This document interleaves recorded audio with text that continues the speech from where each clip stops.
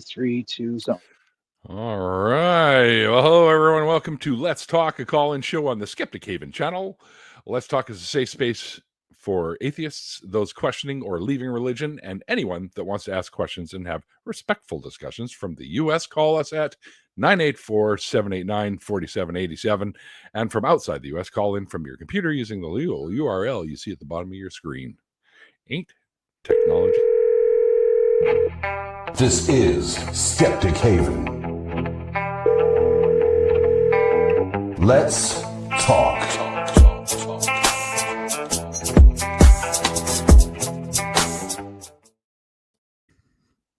All right. Helen, what's going on? Hello. We wanted to do one of these together, I think, a while back. And yeah, we did. And now we're finally doing it. So yay. Yeah, because I always see you like on TikTok yelling at people. So I figured, hey, yeah, we should do this together. I know, right? It could be part of our bonding experience. So, there you go. Instead of we can actually have constructive conversations instead of me just yelling at people on TikTok. Right. Well, apparently the topic, I guess, for tonight, as it says in the thumbnail, is recovering from religion, like people that have gone through deconversion or deconstruction and are still having issues and stuff like that. So we encourage folks that might be tuning in, or that we pop up in your feed and you start listening. If you've got stuff like that, then give us a call and we can talk about it. That's what I do on my show. I talk to people about how they found their way free from their previous beliefs. And you like to talk with people that still believe on TikTok and other formats as well. I'm a multifaceted person. I do both. True. Just that on the ACA TikTok, I have a little bit more freedom to talk to people as long as I want of that belief, or I do get people that have left religion and are processing, those thoughts and feelings. So, I talk to both. Oh, I guess Michael's asking if we can see the private chat. Yes, Michael, we can see the private chat. Well, I can anyways. I don't know about anybody else. I can only speak for me because I'm the only one. I see Jason Freer in the chat. Jason, I have questions for you, so send me a message on I don't know, Facebook or Blue Sky.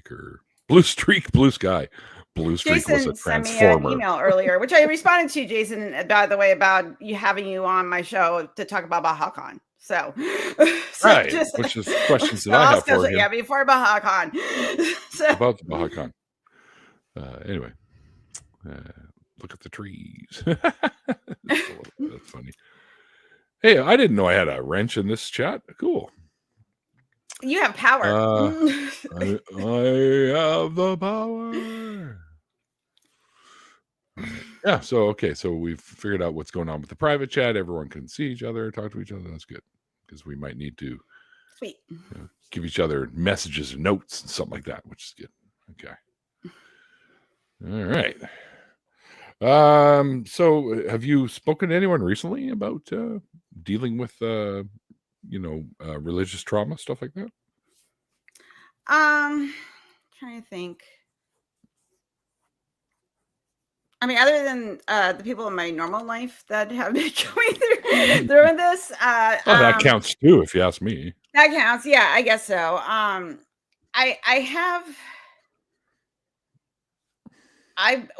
Recently my roommate grew up in religion, and they've been, because I'm an activist and they follow all the stuff that I do. They've been kind of like dealing with the emotional part of that, which usually is a longer part for people to process than the, philosophical musings. Because for myself, I didn't realize how much religion had screwed up my brain until years later, because right. There's all the religion doesn't teach you to be critical. It doesn't teach you how to properly process your emotions and your perspectives. It tells you do this. I'm going to give you a recipe and you have to follow the damn recipe. And if you and then you're like, well, I don't like this recipe. It's kind of sucky and it doesn't seem to fit my worldview and blah, blah, blah, blah, blah, blah. So I think that once you get away from like the philosophical musing of there's a God or not, then and you start looking inward and see how religion did change your brain and how much it does affect like the messaging you received, whether it be like, purity culture or, how do I trust when people are lying to me, when they're not lying to me? How do I, process certain emotions? How do I know when I'm being manipulated and when I'm not being manipulated? That's a lot for people to deal with. Because religion kind of takes all those critical skills and emotional development away from you. And then you got to kind of learn it all again. Yeah, true. Religion, especially the Abrahamic faiths anyways, they tend to rule with fear. People just get used to being, afraid of everything, it seems. So I don't think that's a good way to base anything off of fear, but it's a hell of a tool for manipulation and control. Yeah, I mean, we're seeing the manifestation of it right now, in the macro, and I think also too when you're coming from when you're emotional, you're not thinking rationally at all. Like that part of your brain gets shut down, and you're going to make decisions and perceive that world from that the emotion that you're having. And religion is all about fear and fear of the unknown and fear of the unprovable. So, I mean, it's fear of God. Yeah. So, and then like, I get why people have a hard time, like, getting to a place where they're not letting fear rule their life, but it takes so long because you literally have to rewire your brain. You have to make new neuron, make those new neurons connect, and you have to like retrain your brain. I get for people that can be hard and difficult. Yeah, for sure. I think I noticed, at least not so much in my family. I've noticed a lot of people growing up that were afraid of just being without being judged by somebody around them, often unfairly. And that's the kind of thing I think that really bothers me about having a belief system like that, is where, even though the belief system itself teaches judge not lest ye be judged, people still tend to do that. It's like they take that step and do it anyways because you're not acting the right way according to what they think you should be acting, that kind of thing. And I think that can be pretty harmful and cause some mental distress for sure. Oh yeah, and also too, like when you're taught for so long that this is, there's like it's like kind of like a form of like paranoid schizophrenia, like it's instead of something being wrong with your brain, this was indoctrinated into you, where there's somebody keeping score, and also because of that, and it's a constant competition, so it's going to lead to judging. Like I know that when I was growing up in the faith, that promiscuous women were judged, just because they Yeah, like to have sex. that's a big double standard one too. Yeah. Yeah, So, promiscuous well, women were sluts and promiscuous men were studs, like, but that's misogyny at its finest right there. well, and also too, what's really funny to me about it, it's just like, and then there was also this other message, like you want the pure girl, but also it's okay if you have sex with like the slut or whatever, because she doesn't really have value. The one that's saving herself for you is the person that has value to you. And I'm like, that's really dumb if you think about it for like 2 seconds. I want the one that's I don't know. Apparently, the difference between a good person and a bad person is if you banged it out before or not. So there you go. There's the standard now, everybody. Uh-oh, what are you drinking? I am drinking a red blend wine. So it's my first glass. So I can be coherent. Yeah, Did, we ran so late yesterday with my show that I was up way later than I should have been, and still had to get up early to go out with my mom this morning. So I'm just like a blur right now. So I may not be as that's okay. sharp as I usually I'll am. carry you, man. It'll be fine. I got you. I appreciate it. You're welcome. I give me your So, emotional support animal. I'm good at that. all right. I often tout myself as an emotional support Canadian. So yeah, I love my emotional support Canadians. They're the best people. I have a whole bunch of emotional support Canadians, and I'm half Really? Canadian. So you're half Canadian. What does that even mean? I told you this. Oh yeah, that's right. That's right. Yeah, so I'm half I can't remember Canadian. everything on command or on demand. But yeah, no, yeah, that's right. You did mention that before. Yeah. So yeah, just a quick reminder out there, guys. If you want to phone in and tell us a little bit about any trauma that you carry from religion, feel free to do so, or how long it took you to get rid of it, that kind of thing. We will listen and most likely respond. So I don't remember, like you I know you're pagan for a little bit. We've had this conversation. Were Yes. you, but you didn't grow up in like a formal religion when you were like a kid? Yeah, I did. Oh, well, okay. Well, I know we've had this conversation. I'm just sorry. I have object permanence problems. So I'm sorry. We've had this Yeah, no, conversation I grew up a few in times. Do I remember every detail? Fuck no. no, So and I don't expect people to, right? I basically grew up in the Jewish faith. Okay. Which was interesting because I was adopted as a baby, and I found my biological family after many, many years. Back in 2000, I found them, or they found me actually, and they're all pretty much Catholic. So I was born to Catholics. That's a gap. So it's kind of why I think, you often hear the argument that you end up being the religion that you're born into. I said, well, not really. You're more into the religion that you were raised in rather than being born into it, because I was born into one and raised in a different one. So although I can't really even say I was born into one, I was born to people that were in a Catholic belief system of some kind. Aunt says I'm a turd with an eye. With an eye. So so yeah, but I was raised in the Jewish faith. She's calling it like she sees it. That's right. That's right. Anyway, go ahead. Keep going. I'm sorry. I'm only a turd at a person I used to be. So I grew up with the Jewish faith, the Old Testament, that stuff. And as a matter of fact, I'll be going to a Passover dinner pretty soon because it's April something or other coming up next weekend, I think. But I remember wanting to believe as a kid, but couldn't really believe. I wanted to, but I thought I sort of did. And then I was like, no, it can't be real. This all sounds like mythology to me, which I still think. I think it's all mythology. All religions of all kinds are just mythologies thought up by people, claiming that they are the words from their deities.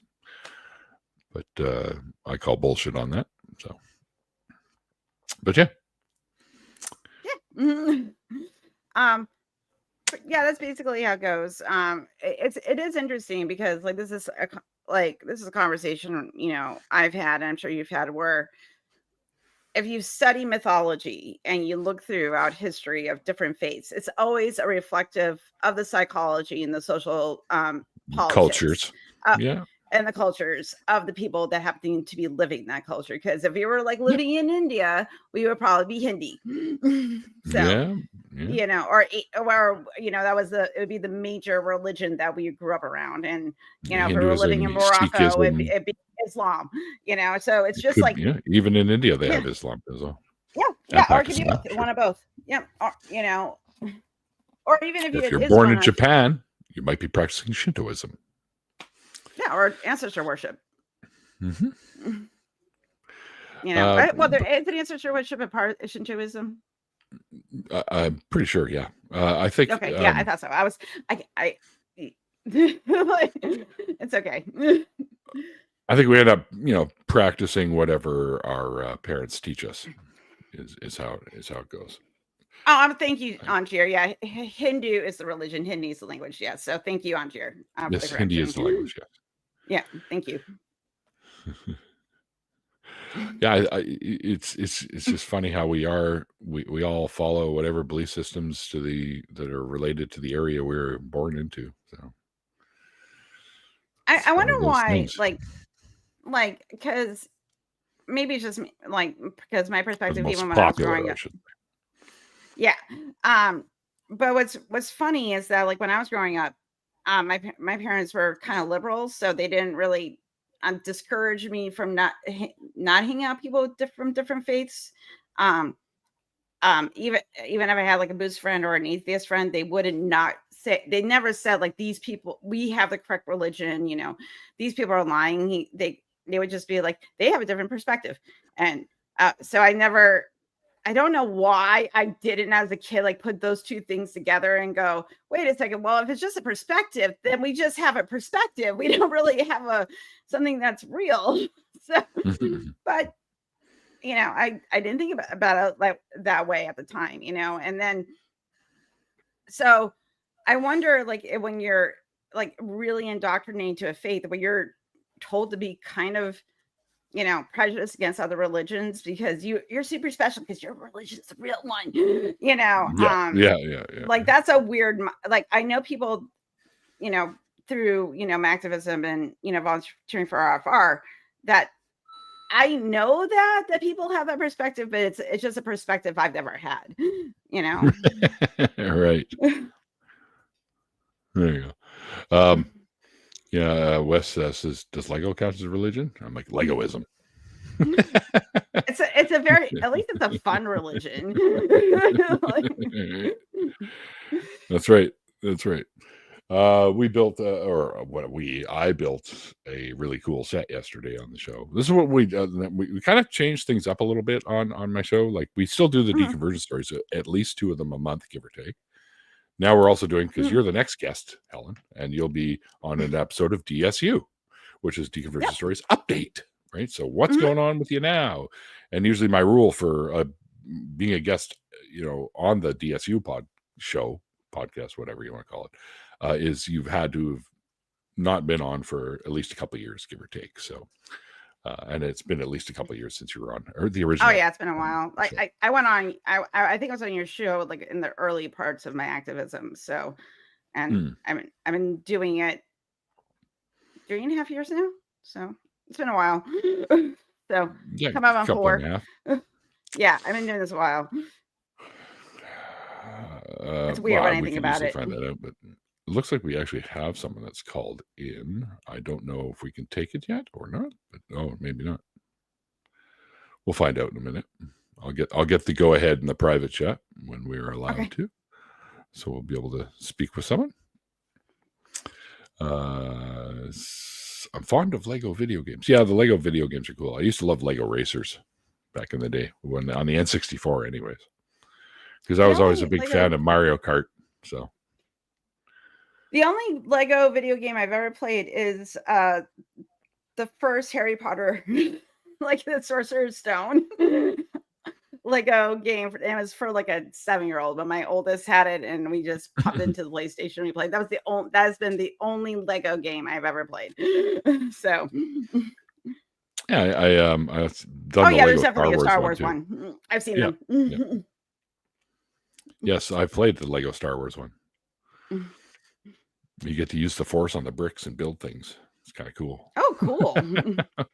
It's like Force Minecraft. Yeah, exactly.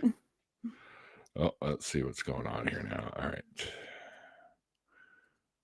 Joe G in Texas. All right. Oh, wow. Okay. Let's take our first call tonight. All right. Hit the talk button. Hello, Joe. Hello. Okay, and you hear? Yes, I guess you can hear us because you answered me. So that's a good sign. I was told not to ask. So. No problem. So it says you're an atheist. You grew up Jewish, like me.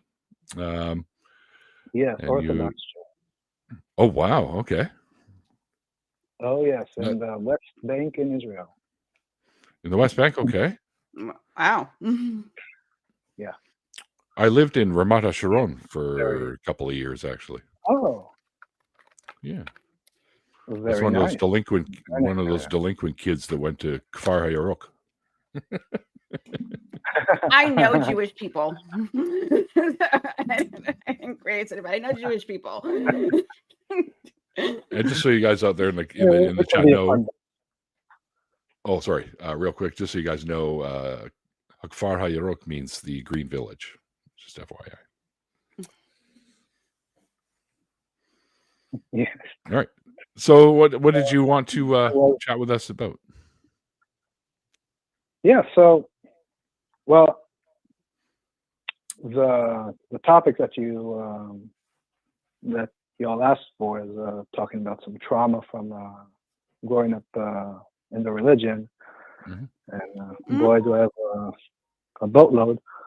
But I also wanted to ask Neil, since you grew up in the same faith, and you're also going to the Seder, to the Passover meal on Saturday.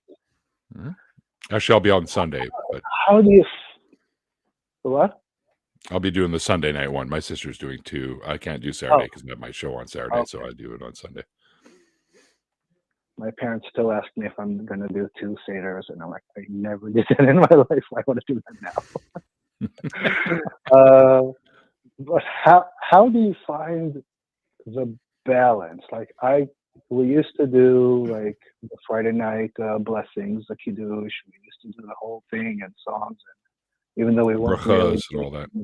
kind of like, yeah, just to have that atmosphere, that was nice. But then when like I finally deconstructed and just like woke up in the morning and realized there is no reason for a God, like everything just got thrown away, and I can't find a balance to enjoy a tradition and not have this anger with me that I was basically catfished my whole life, you know? Right. Sure. Like How do you almost find it? a hostage of it in a way. Yeah. I think well, for me anyways, in my case, I think we weren't like ultra religious. We weren't Orthodox or Hasidic or anything like that. We were basically just Reformed Jews, I guess you could call us. We didn't always go to every Shabbat on Friday nights at the local synagogue, stuff like that. Most of them, yes, but there were occasions where we just didn't go for whatever reasons. Casual Jews, I guess you could call us, definitely like the holidays and stuff like that. We always did that. But to me, just doing that is more of a culture, Jewish life, like a culturally Jewish kind of thing. And I still consider myself to be somewhat of a culturally Jewish person because I do the holidays with the family and stuff like that. But and my sister and my mom and everyone, they all know this, that I don't really believe in all this stuff. And we've had discussions about that, and sometimes they end well, sometimes not so much. But they still want me there because it's still about, for us anyways, it's still about being together, for just getting together, having some great food, because let's face it, the food at Passover is phenomenal, if you ask me. It is. Got to have me some matzo ball soup and some gefilte fish, So, so we still do the traditional stuff, and I wasn't so into it that I find I ended up with trauma after finally saying, screw this, I don't really want this anymore. I don't think I was ever angry for them trying to force feed me a belief system so much as I just was, well, if that's what you believe, that's great. And I would say, well, yeah, I do too. But, in my mind, I'm going, I don't really believe this. So I don't think I ever allowed myself to get fully convinced, we'll say, of the belief system. So I don't really think I left it with a lot of anger or mistrust due to that. So. Okay, gotcha. I could see from your point of view, being raised in a far more stricter version, you may have some of that attached after. Yes, much stricter. Yes. We had the preachers coming in and telling us you can't not obey a single commandment, because it's like, would you drink a cup of orange juice if it was 10% cyanide? It's the same thing. If you don't obey all the commandments, you will burn in hell. But in Judaism, there really isn't really a hell. They have that Sheol or whatever, which is kind of like a limbo almost. Yeah, sure. Yeah. So yes and no, because like conservative and reform Judaism, they're kind of like, no, it's not real. It's not a hell, so to speak. It's maybe there's some kind of what's it called? The place in between where you wait for your judgment forever. Purgatory. That's the purgatory thing. Yes. No. Okay. Yes. So that's kind of some, but the ultra Jewish and especially Jews that came from the Spartic nations. Yeah, so hell is a big thing. Yeah. So it's the burning. It's not the 7 layers of Dante, but it's the burning. The whole Dante thing. Yeah. I always used to think, I thought anyways, that it was more, not so much that you're burning in a lake of fire or something. I thought it was just hell to the Jewish folks would be an eternity without God. Like you're just existence of blackness and there is no God to shine any light and all that stuff. That's more along the lines of what I guess I understood, maybe. To me, that sounds like heaven, but right. I'll just sneak my Zippo in. We'll have light. Yeah, leave me alone. God, leave me alone, and I'll be okay with that. Yeah. But no, like the preachers and the people that do the machzir b'tshuva, the people that go and convince people to repent and get closer to God. It's all about fear, and it's all about hell, and it's all about there are people that's their job, and they go around and they tell these horrific stories about people being dunked in steaming piles of shit. That's their hell. Yeah, it's ridiculous, but yeah, that's. And there's another one with burning oil or something too, I think. Jesus. Yeah, I call those folks are like the Jewish version of Jehovah's Witnesses. I mean, I grew up Catholic, but it was never that extreme. There wasn't a whole lot of fire and brimstone when I was growing up. We knew hell was a thing and there'd be fire, but like I think because it wasn't like traumatized into me that I was just kind of like, that seems kind of silly now. But so how long have you been out of the faith? Well, I kind of did the put your right foot in, put your left foot, back and forth. Shake it all about. Yeah, shaked it all around, tried all kinds of different dominations of it. And I think like finally, it was maybe 4 years ago or 5 years ago. I remember I fell asleep on the couch. And I had this kind of weird dream that I was arguing with myself about religion. And I woke up from the dream with just this clear realization that God is not needed for anything in the world. Right. And it just like completely broke the grip that brainwash had over my brain. It just broke it. And I was able to free myself from it. But, the trauma still exists there. And there's still things that will pop up out of nowhere. Like I'll be watching a RuPaul Drag Race, and Ru would come out all gorgeous. And my first thought would be, oh, what would my father think about this? Sure. Yeah. It's ridiculous. And I'm 50 years old. This shit doesn't leave you. No. I really, I guess, I don't know. I probably did carry some form of trauma, but I found that throughout my life, I've been pretty good at dealing with that kind of stuff in my own mind anyways. Maybe I'm one of the lucky ones that has that ability. Yeah. I get what you're saying though. I found on occasion myself, I would think something and then go, oh my goodness, what would my folks think of that? That kind of thing. And I know what they would think of it, and they wouldn't be pro whatever it was. But, I just kind of stopped thinking that way, I guess. And I have no qualms in talking to my adopted father has passed away, and my biological mother has passed away, but I still have my adopted mother that I grew up with and my biological father. Mhm. They're still alive, and I have conversations with them about these sorts of things all the time. So they know where my mindset is, and they don't try to press the issue or anything on me because they know I'm just not going to buy it anymore. So how long you've been out? I said about 4 years. Oh, sorry. Yes. 4 years? About Okay, I'm 4, sorry. well, I missed that. If you said that, I missed it. completely free. Yeah, completely free about 4 or 5 years, but kind of living as a secular Jew for over 30 years.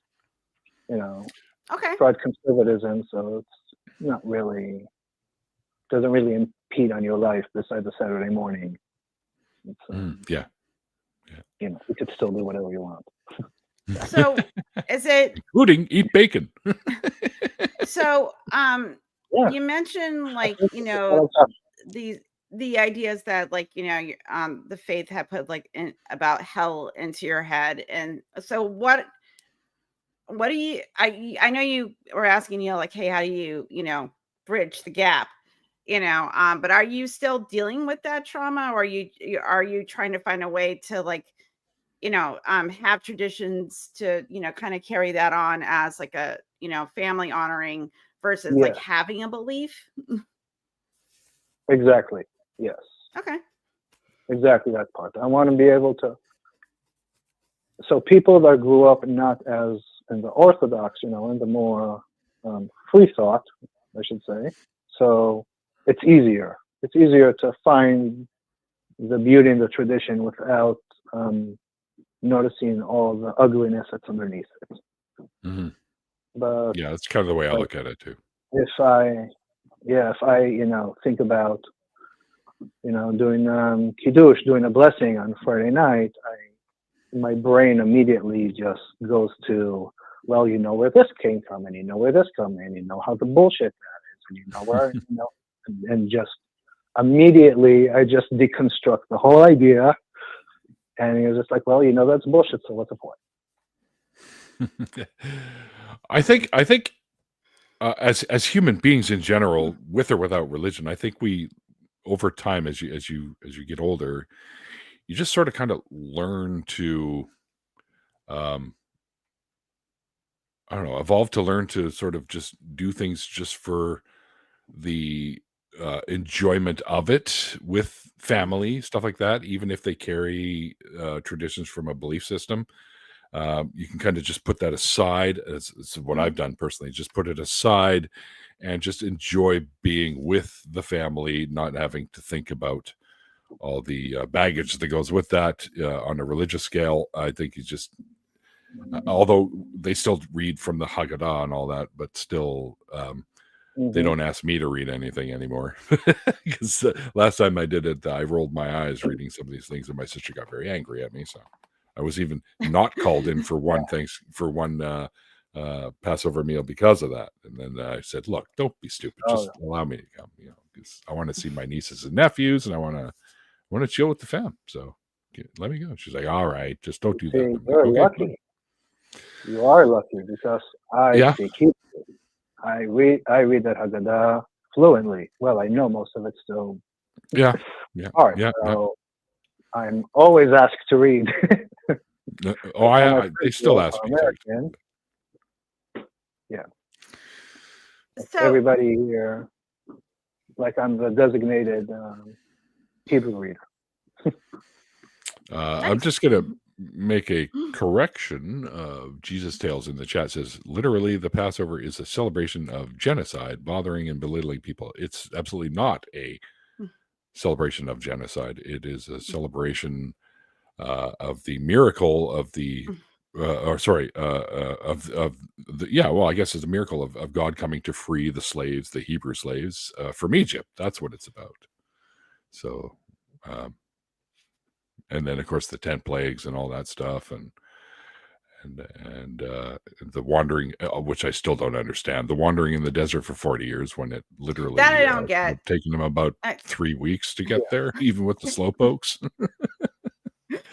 That didn't really happen. So I understand being angry at what Israel's doing to Palestinians now. I get that. I totally get that. But that's a human rights problem. Religion's tied into it, but it's about human rights, because I'm sure there's plenty of Jews that are against what's going on in Palestine. Yes, there are. Yeah. Many. Yeah, nobody wants a war. Nobody wants people dead. No. Yeah. Nobody wants war crimes. But you have an extremist like Netanyahu, a fundamentalist extremist like Netanyahu running the country, and you're going to end up with some pretty shitty stuff. So. And he rides the coattails of him are being ridden by the Orthodox Jews over there too, so they're partially calling the shots. Yes, so to bring back, Mm-hmm. To bring kind of back to what we were talking about, Joe, do you find the fact that you're still kind of dealing with the emotional fallout that's kind of hindering you, to, like, if you were going to celebrate Passover just because it was a tradition that your family followed and you want to carry on those traditions even though you are an atheist, do you find that it's because of that emotional fallout and trauma that you're having, even, and let's put aside you being philosophical and being very smart about the history, like, let's talk about, is it the emotions associated with the trauma that's kind of keeping you a little stuck? Probably so. I think probably so.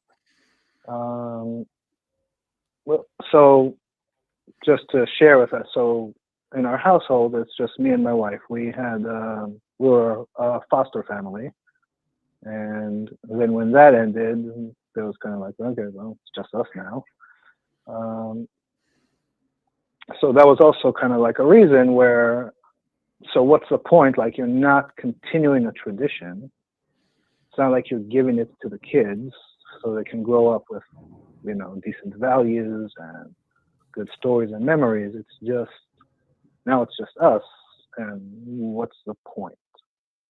So that's one thing. Why don't you just make something that's your own? Like, you can, you can It's a good idea. Do something that is completely your own, that you set up as a tradition as of your family. Like maybe at Passover, you do all the Passover food, but instead of celebrating something, specifically about, the Jewish religion, you do it as a form like, my parents made this every year during Passover. And then you talk about the thing, like let's call it like a Jewish Thanksgiving, okay? And you start talking about the things that you are thankful for that are real in your life, and being grateful for in your everyday. I'm just spitballing, because I think you can find a balance of, because I'm an atheo-pagan and I love pagan traditions, even though I know it's all supernatural bullshit, because pagans are fun. And I love a show. Pagans know how to party. We do know how to party. So that free love, baby. Yeah. So, but there are traditions that I still do, but I don't have trauma associated with it, So it might be for you a reframing of the Jewish tradition into something that means something to you and those that you love and care about, rather than parts of it that it you has do to be like, Jewish, that you're kind of like, that's really gross. I really don't want to celebrate that because the killing of the Egyptian kids was really bad. So you can find a way to find a balance between the two. I often thought one of the more puzzling parts of the Passover story is the fact that the Hebrews had to put lamb's blood on their door because apparently an omnipotent being wouldn't know which houses were theirs. Because are the Jews the chosen people by God? Even get That me would started. you know? Yeah, right. I know, right, Joe. Yeah, don't even get me started on that. Yeah. Oh, there's so many logical fallacies go into that. And then hardening the heart of Pharaoh like 13 times or some shit. So he go after the Jews, which I find really weird. God, you're confusing. Go home, you're drunk. Yeah, really. And also, I'm sorry, I didn't mean to cut you off. No, I was making a joke. It's us cutting you off accidentally. Okay. I was saying, if you just take that story of Passover, it makes it so clear that the God that is believed now to be, tri-omni, cannot exist with that story, just the way that it's told. Right. Like, he's not all powerful, he's not all knowing, and he's definitely not everywhere. Yeah. Because then why do they have to go out to the desert to worship him? Right. And definitely not omnibenevolent either. Yeah. Yeah. So it's all bullshit. It's all bullshit. Well, that's a circle. There we go. I prefer the term mythology over the bullshit term, but mythology is just, it's been a human tradition since there have been humans, really, where we tell these stories, these mythological stories to either have some sort of message that comes from it or moral standing that comes from it, or pick your poison for that.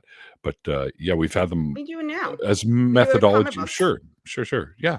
As methodologies of just teaching lessons about the human experience. And I do enjoy comic books.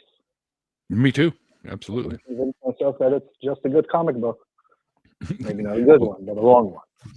I'm sorry about my cat. If you're meowing into the microphone. You never have to apologize for a cat. I have to go. I have to let her out of the bedroom though, because she wants to go. I'll be right back. I'm going to let her out.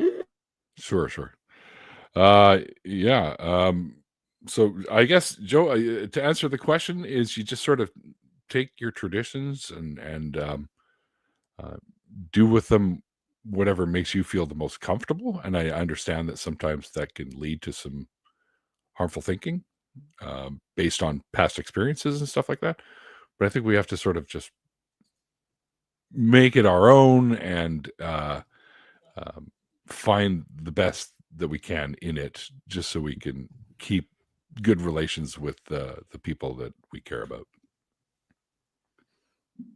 I think also too, like part of it is it's just keeping family traditions alive, and I think that's important. Yep.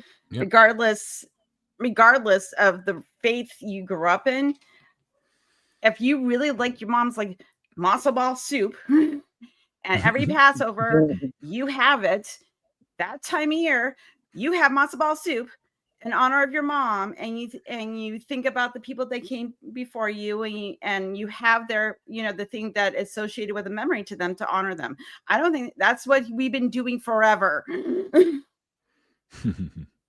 No, of course. And I think, and you can totally let go all the bullshit of the religion shit and just be like, I really love my mom matzo ball soup, and she made it for me every Passover. Yeah. All right. Yeah, make it about. Well, thanks for the call, Joe. Also, I appreciate the talk, you guys. Thank you. I'll extend an invite to you now, Joe. Right now, the show that I do on YouTube is called Deconversion Stories. So if you ever want to come on and share your story, you can hit me at 604atheist@gmail.com. Thank you very much. Appreciate it. Okay. All right. We'll talk to you soon, man. All right. Take care, Joe. Thank you for calling. Thanks. All right. Thanks for the call. We do have another call, which I'll get to momentarily. So, Deborah, if you can hear me, hang tight. I just want to let you guys know that we actually have other great shows on the Skeptic Haven channel network. Mondays, it's the Black Free Thinkers. Tuesday nights, we have Secular Soapbox. Thursday nights is the Sunny Spot. Saturdays are the Global Atheists. And 30 and 60. And Women Atheists Unload with lots of great hosts. And on Sundays, well, you're watching it right now, it's the Let's Talk show. Apparently, we had another call-in show earlier today that I just heard about or just noticed. But anyway, let's get to our next caller. We have Deborah from California, who's Sorry. Catholic and has always believed in God. Hello, Deborah. Hi. So when you Hi, Deborah. say, right off the top, I just want to kind of get a little bit of clarity. When you say you've always believed in God, are you referring to as far as you can remember? Yeah. Okay. Just you often hear a lot of atheists going back and forth on the whole, well, babies are atheists, which I don't go into that camp myself, because I don't think we, as an infant, we have the ability to comprehend what deities really are. So I guess there comes a point where you are around people that are firm believers, and that just sort of rubs off on you, and you ultimately you convince yourself that you're also a firm believer. So did you have any specific experiences that solidified your belief? I would say everything. I've had lots of miracles, and you're talking about like struggles, and like Mhm. when my grandfather passed away, I mean, for some reason I couldn't go to church for some reason. But I eventually did. It was almost like it took a crisis for me to go back. But it's not because I didn't believe in God. It was just like an inner struggle. Why? You mean the fact that somebody you cared about passed away did that seem unfair to you? It was just almost like it was too overwhelming for me. Oh, I hear guess. that for sure. Yeah, I have had a couple of relatives where I felt the same way. Or people that are close to me, I should say. Because it sucks when you lose people that are close to you. Absolutely, for sure. So by not going to church, did you think that was I can't imagine, as a believer, when somebody passes, you would think you would kind of want to go to church so you could pray to God and maybe get answers. What kept you from going to church? I don't know. I think, like I said, I think it was an inner battle going on within myself, that something preventing me. I don't think it was God or anything like that. I think it was just something inside of me, just trying to figure things out. Internal struggle kind of thing. Was your grandfather, a big influence in your upbringing, in your Catholic upbringing? Yeah. So Yes. I'm just spitballing. I don't know, but like those memories of going to church with your grandpa and then him passing away. Do you think that on some emotional level was, while you're going through the grief, may have kept you from going to church because all those memories and losing him was just too overwhelming at the time? Yeah, that could have been. I'm not really sure. And that's normal. Yeah, for sure. That's very normal. My dad passed away in July, and there are certain things that for a couple months that I couldn't look at or think about because the memories it was too painful at the time when I was going through the grief. So I give you my empathy because I know what that's like, and it sucks. It's not a good time. So I know how you feel. Yeah, I get that. I think if you're used to going to church with your grandfather and obviously other family members as well, and suddenly he's not there, you might be inclined to not go because it would be hard for you to be there and not break down or something like that. So I certainly get that. What was it you think after coming to terms with the death of your grandfather? What was it that drew you back to going back to church? I think it was just, dealing with the everyday life, and and I just needed to be closer to people, and Mhm.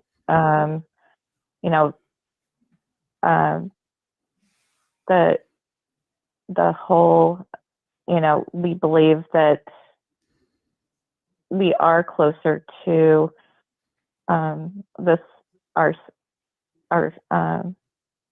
relations and stuff after they pass away.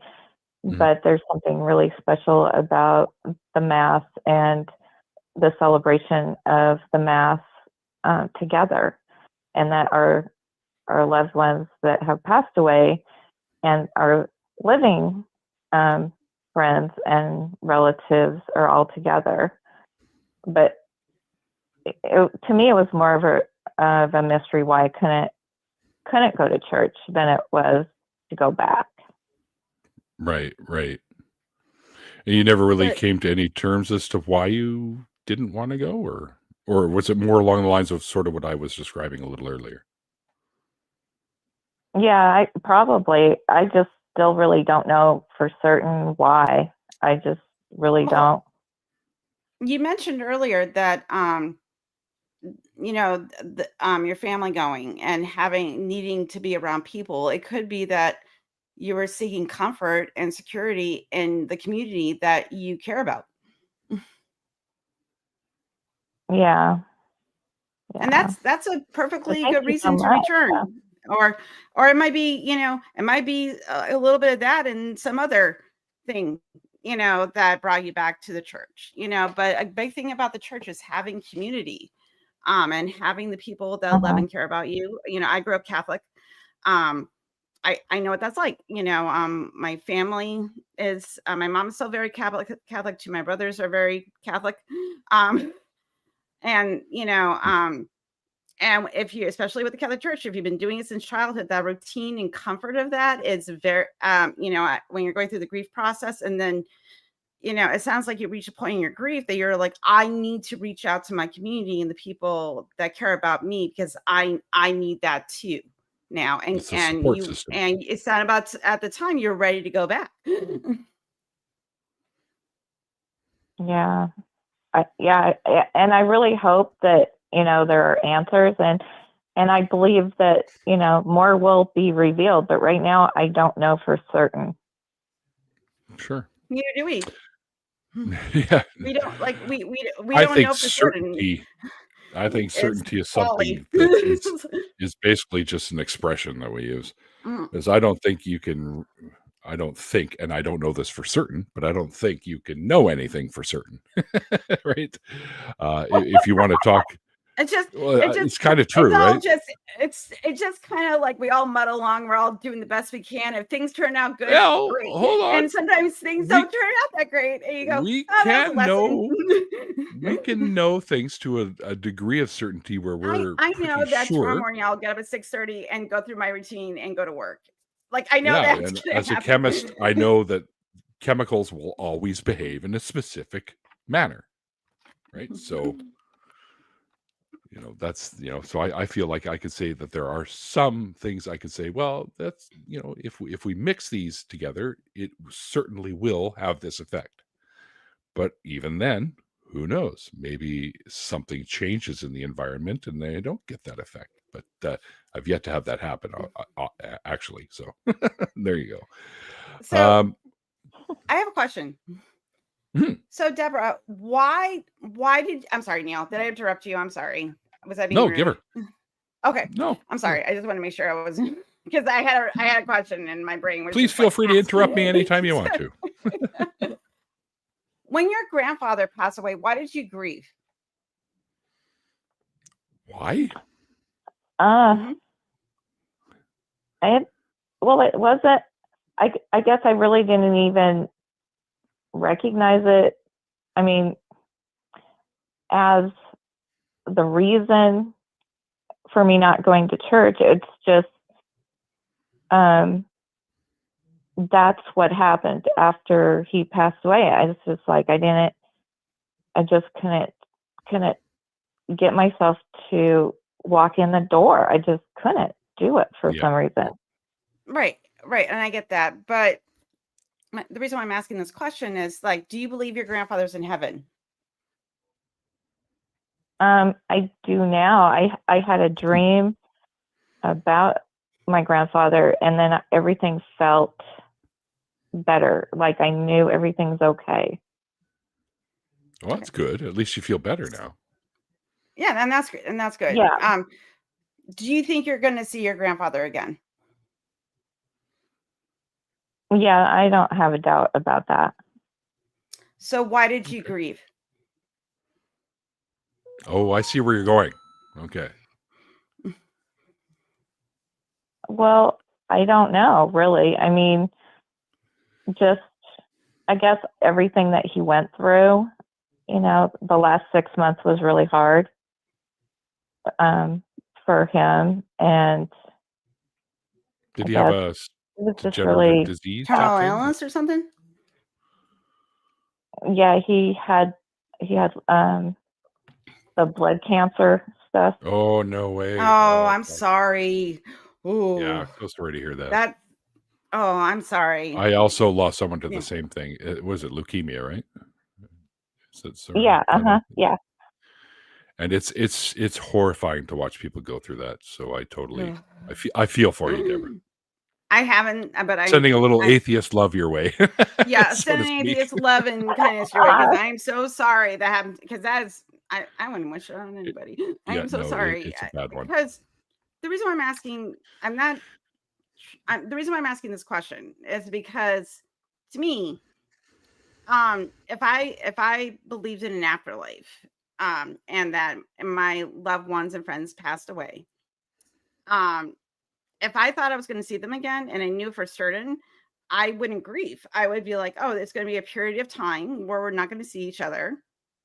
And then I'm going to pass on, and then I will see them in the afterlife.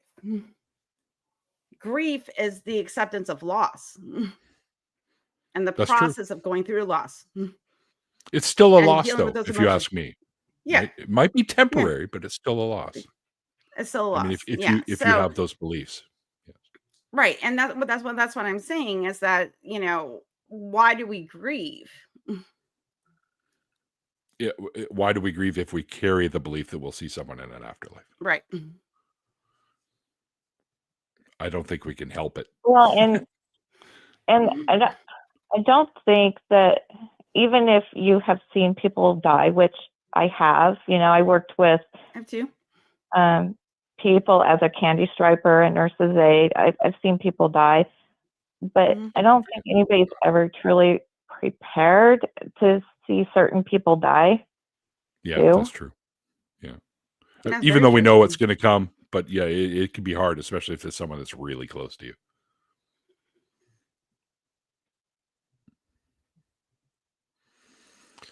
Aunt Jura in the chat says, I don't know, mothers grieve when the kids go to college. Yeah, well, that's the separation thing. I think. That's a separation, you know. But I also know that I'm going to see my kids, like they're still alive. Like I They'll don't be know home what for the happens holidays after or we whatever. die. Yeah, you know, like my kids went away to college. One of them's living with me again. So there you go. Like so, because the economy sucks. But, Well, if you ask me, I'm pretty sure physics has already figured out what happens after you die. Your molecules and constituents that make you up as who you are go back out into the I'm universe. going to be a paint can in my next life, by the way. You're going to be a what? I'm going to be a paint can in my next life. Well, my ashes are going to feed a tree. That's the one. That's what I want for my burial. Oh, yeah. I've seen that. I told you this, but my molecules will be a paint can. That's what I want. I always wanted to be put in a little canister and shot into space and orbit the Earth for a couple of years and then come back They down have the as a little ones that mini you can. shooting I'm star. sorry, we're not talking. I'm sorry. I'm sorry, Deborah. We're going on a rant. I apologize. I'm sorry. Like, so now that you're going back to church, are you finding that you're finding comfort again and reconnecting with people and and in a way, like you're kind of honoring your grandfather, by kind of like following those traditions. Well, yeah, and I think it's even like a bigger connection, if possible. It's a whole different journey for me. Mm-hmm. Yeah, for sure, because it's different now. Literally. Mm-hmm. Something about losing someone, the traditions that we follow become much more significant. And that bond you feel because they're not around to do the mundane stuff every day with you or go to church with you or my dad and I, when I was a kid, we would go on walks around the neighborhood, and also like I would call him and then I would talk to him for like 2 minutes and then he would hand him over to my mom when they were living together. And he called me the babe, and there's little things that I'm never going to experience again. And so those memories I have associated with him are much more poignant. And the things that he gave me have much more meaning because he's not here anymore. So, I think that's that's just a human thing. For sure. I miss the funny fart jokes around the dinner table with my dad. So every time I have a glass of wine, I'm thinking my dad because he's the one that got me into wine when I was 14. He started teaching me about French Italian wines and all types and he would give me like a little bit of wine to have with dinner, to have that experience and stuff. So that was my dad. Underage drinking. Thanks, Dad. I love you. So I think I don't think that anything should take away from those memories and those experiences. It's just that Neil and I have a different perspective where I know I'm never going to see my dad again. And so that's why those memories are so much more poignant for me and hold significance because that's all I have. I'm sure Neil was the same way about the people that he's lost. Well, I can't say I know, but I can say with certain level of certainty from what I've learned in physics and chemistry that the chances are pretty slim. But that's I can't know 120%. I'm like 98% sure. There's like 2%. There is no 120%. Well, I guess in mathematics you can have 120%. Like when I donated you can blood have something up to 104%. Okay, so all right. Well, Deborah, I'll just say this. I mean, if what you're doing currently has sort of brought you back to some level of peace, even after losing your grandfather, and you having the belief that you will see him again in some form of an afterlife at some point, has that brought you a little more comfort than you thought it might? Well, yeah, I didn't really have a doubt about that. It's just, like I said, it's just I still seek to figure out why I couldn't go back to church. It's just, to me, still a huge mystery. Yeah. I think in our conversation, I think we may have covered it may not be the entire reason, but I think we talked about a very good reason is at least to some degree of why you didn't want to go, because you didn't want to go there without him. And now that he's no longer around, it's a little bit scarier to go there without one of the people you were close to, and were able to experience the whole church experience without him. So I think that may be a good percentage of why you decided not to, or in your brain anyways, all the chemicals swirled around and you decided not to put yourself through that for at least a little while until you were more comfortable with having to go without him. Yeah, it's just, to me, pretty fascinating. Well, yeah, for sure. Grief doesn't make any sense. Kind of like flying just scares me to pieces. But like when I dream fly, Like in a plane? Oh, yeah.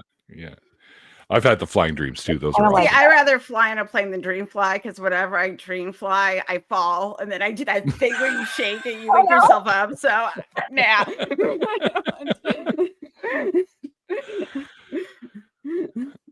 Well, honestly, I could tell you, Deborah, for sure, you're not alone in what you experienced. I've spoken to other folks that are still believers and still go to their respective places of worship. And one in particular that I spoke to fairly recently had a sort of a very similar situation to you. They didn't want to go because their mother was always there with them, and he didn't want to go anymore because she wasn't going to be there, and it just wouldn't be the same. And he was always afraid that he would break down and cry in public, that kind of thing. So I totally understand that. I get that. I'm just glad for you that you were able to, at least to some degree, get back to your routine of it with other folks that you care about. And I think you should just continue to do that and keep your specific faith in the fact that you will see him again at some point. Okay, thank you so much. You're welcome. And just so you know, not all atheists are dicks. We may not believe the same thing as you. Super nice. but we like these conversations where we can have good discourse about stuff like this, please and call hopefully back. come away with something. Let us know how you're doing on your journey, where you are, as you call back, just give us updates. We like that. Yeah, for sure. Okay. It was a pleasure chatting with you. Bye-bye.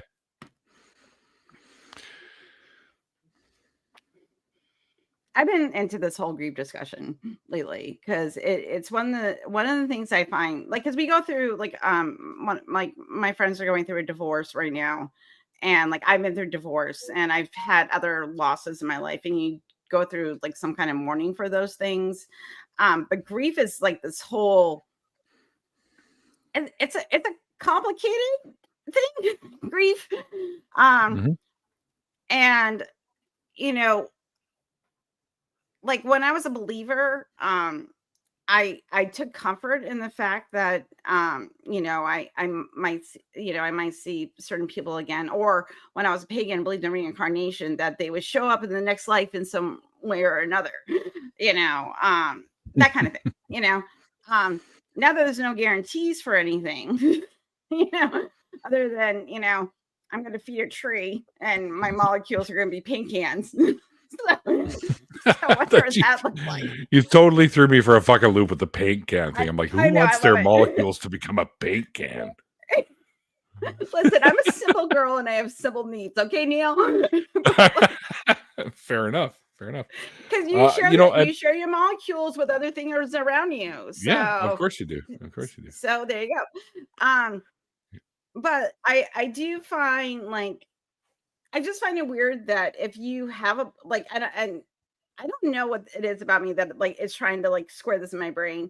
Like, if you think you're going to see somebody again and they die, like, wouldn't you expect that, like, oh, I'm just going to see them in a different place in a different time.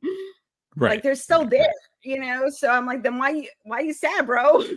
I know it's an interesting phenomenon to say, I'm grieving someone that I am definitely convinced I'm going to see again later. I think you're grieving because you no longer have the immediateness of them being there, that you can call them and get advice or get some comforting words or whatever, right? So you're grieving that kind of a loss rather than the thought that I'll never see that person again. I mean, if you're in that camp of belief. I know. So. I know, but it just seems like we're like, because like grief is supposed, like, it manifests because it's an ending, Right. Right. So I think I have a hard time like squaring that because like, okay, because somebody described, I don't know who it was, but I heard this on the interwebs, like babies, like your friend or Must family be member. true. No, this is just how they described it. That your friend Right. or family member that has passed away, they're basically on a long vacation without their cell phone. You just can't call them, but they're still alive. I've never heard that put that way before. But I That's was like, funny. but if you think about it for like, through that metaphor, it's But like, they have their celestial cell phone. They're in the celestial plane. They're in the netherworld. Call me through the stars. Just press and So that's why I kind of, I find grief, like if you're a believer, kind of contradictory. Like to me, I find it contradictory. Like sure, but you and I are atheists, so that's why we find it contradictory. I know. I know they grieve their kids when they go to college. They know they're.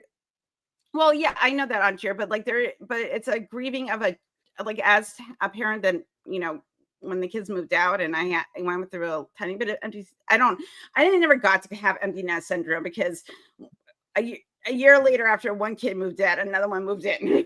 So I didn't. Damn it! I thought I was done with this. I was like, fly free, little birds. Nope, one's been mentioned. But too funny. But you still I don't have any kids that I know again. of, anyways. Like you still see your kids again. You can still call your kids. You can still have a relationship with your children. But still, I get because you still go through a process of that life change. Yeah. So you can't just run upstairs and knock on their bedroom door and go, "Hey, come on down for dinner."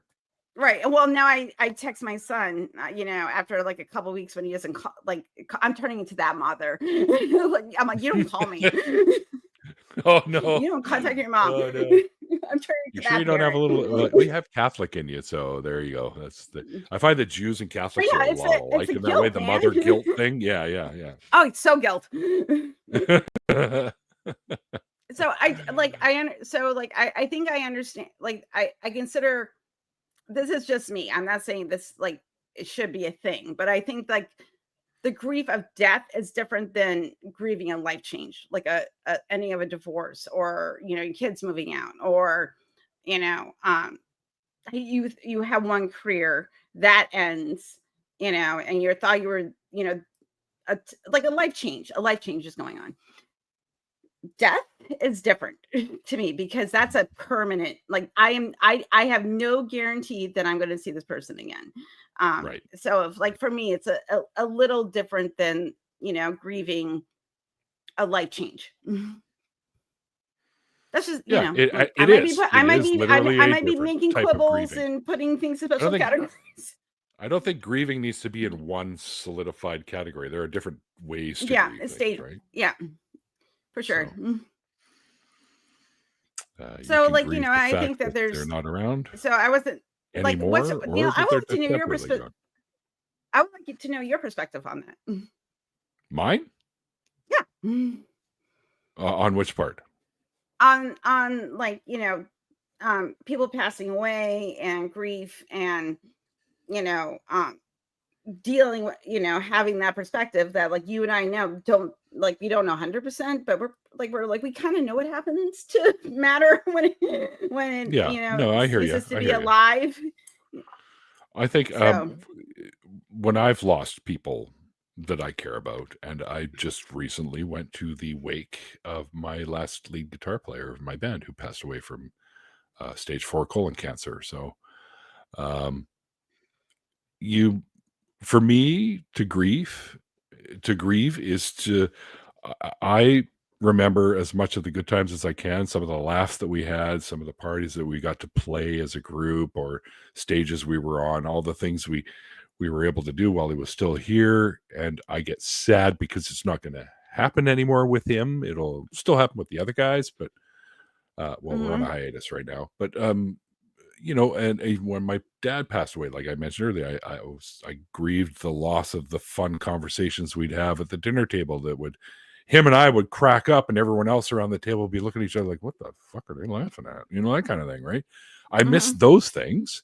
And I'll always grieve the loss of those things, but I just don't let it tear my heart apart anymore. It's now just a memory that I reflect upon fondly, even though it might have been harder to swallow when it first happened. Like when I first found out that my adopted father had passed away, he gave me over there as a Tigger from Disneyland, a big stuffed Tigger that he got me when I was like 38 years old because I had lost my little one from when I was a kid. Aww. So he went all the way to Florida to visit That's some so relatives, sweet.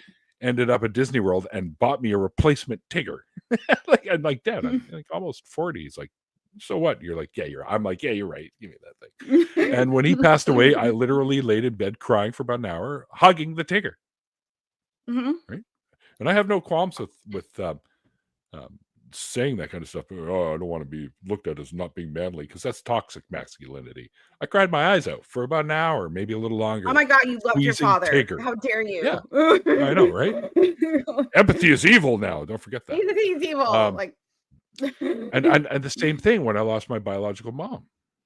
And I didn't know her very well, but she gave me a stuffed dragon because I told her I was all into dragons and stuff like that.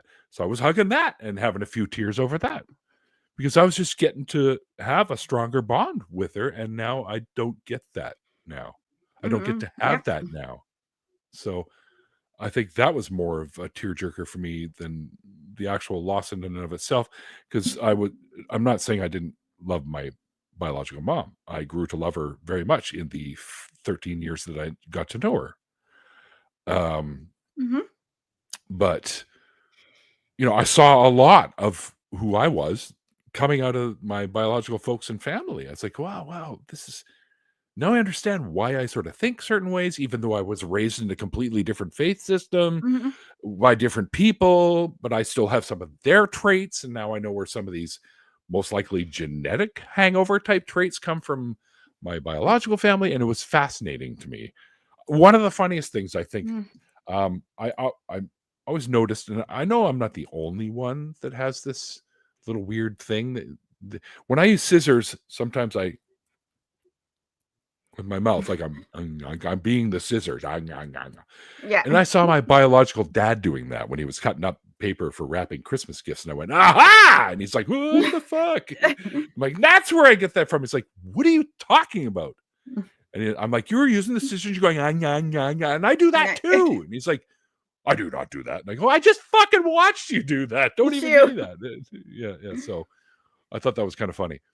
But yeah, some behavioral stuff can be genetic, I guess. Weird little kink thingies or whatever. Not kink shaming. Don't get me wrong. I don't play with my scissors in that way. Please don't. But yeah, please don't. I was already circumcised we're gonna once. have to have a conversation, and I'll be like, no, don't use scissors that way. Please don't. And I don't know if you guys in the chat were noticing, but we weren't doing the atypical atheist rigmarole of trying to deconvert people, which really isn't what we're trying to do. We're just trying to have conversations to understand why people still have the beliefs that they do. We didn't push on that. We just wanted to make her feel comfortable and make her feel accepted and able to talk to people that may not follow the same belief system with her and still get some a little bit of love out of us because we know how hard it can be to go through something like that. So. And also too, I think it's even if someone is a believer, like the grief question, it's like, why did you grieve? Like, because also this has nothing to do with belief. This is like let's look at what you're actually grieving. The angle you came at it from, I think, does include belief. Yeah, it does. But I'm just saying, like, even if you're an atheist, like when you're grieving, ask yourself why. Like I was going from like, okay, let's like look at this in let's have a little bit of a different perspective because I'm just planting seeds, y'all. But even if you're an atheist, like ask yourself, like, why am I grieving? What emotions and associations do I have with the person that's passed? And why this is because like when you're in the middle of grief, like you're an emotional irrational meatbag, and that's fine because that's what you're supposed to be doing. But when you have I would say meatbag, emotional irrational meatbags. That's what we are. So and we're just trying to get through just trying to do our best. But when you have a moment to reflect, when you're not in a heightened emotional state, like ask yourself, like, what about this? What am I grieving specifically? Like, what is my grief? And I think having a little bit of an analytical perspective on it, it's because I've done too much cognitive behavioral therapy. Maybe that's my problem, that I get very analytical with my emotions. but it has helped in the process, because I'm not, grief's a roller coaster. You're up and down, and on days that you're more up and you're not in the I'm so super sad, I'm like I can kind of have that top down perspective, and I think that's a healthy thing to do. I think so too. I think we have another believer in the chat. Glenda Chance says, "No, I love God." All right. Well, the topic today, of course, is trauma from religion and how we deal with these sorts of things. I don't know, Glenda, if you have anything along those lines you want to talk to us about, you're welcome to. I know you're like, why would I talk to atheists about that kind of thing? Believe me, we are empathetic as well, even though we don't believe the same thing you do. And we'll never push you on your belief about it. We will try and help you maybe sort through some thoughts. I will only push people on if it's making them a butthead. Yeah. That's the only time I push. Exactly.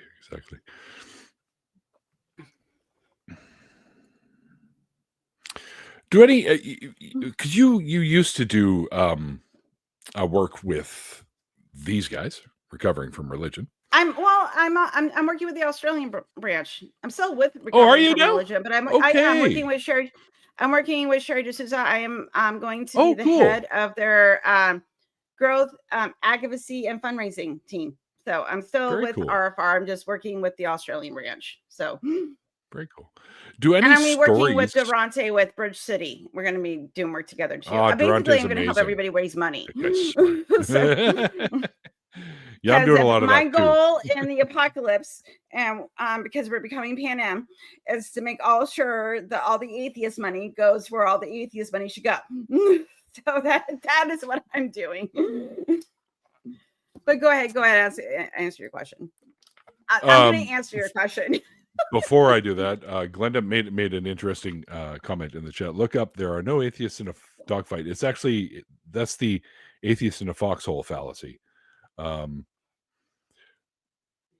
Well, we don't have to say something like they're not accurate. It's the atheist in a foxhole fallacy, because I actually personally know a military person that has been in a foxhole, and they're an atheist, and he said he never decided at any point to start believing again. So yes, there are. Well, Jimmy Jr. Anyway, who was in the military, right?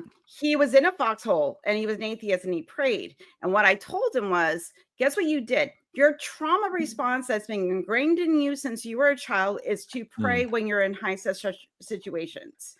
You didn't suddenly become a religious person in that minute. You're praying. Right. You did the thing to reduce anxiety in a highly. That's what I was going primed. For. It's primed. I do the same thing. I'm like, listen, I'm at desperation point. I'm like, Jesus, Buddha, Bob the Wonder Toes, Flying Spaghetti Monster, Thor, whoever's paying attention, please help me right now.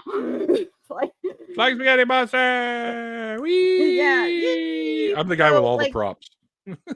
So I think that's important to recognize that if you are, even if you're a believer and you're in a high stress non-believer, if you're a non-believer and you're an atheist and you're in a stressful situation and you start praying, guess what? You're just doing the trauma response. You're doing the thing that you were taught to do when you were a child, and you fall back into it, because guess what? Our brains like that pattern because it makes us feel better. Humans are pattern-seeking mammals.